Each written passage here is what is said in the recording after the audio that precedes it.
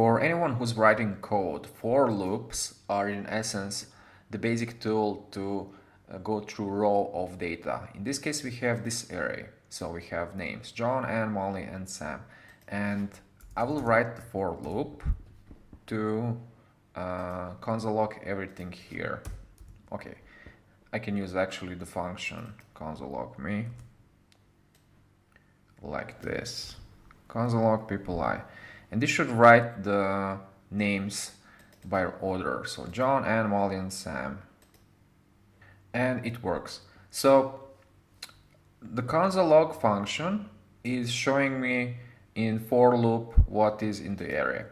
There is a better way to write for loops, and this better way is like this. Okay, for var I is 0, and after that we have definition of length for people array, and if we use it we can see, okay, I'll just comment this so you can see clearly that it's writing the same thing.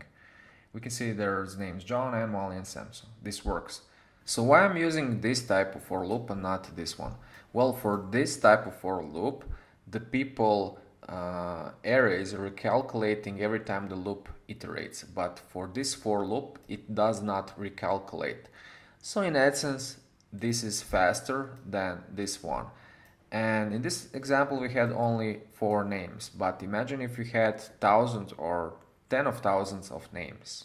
I will confuse you a little bit more right now, and I will write this type of code. So people for each function and console log me with the argument I.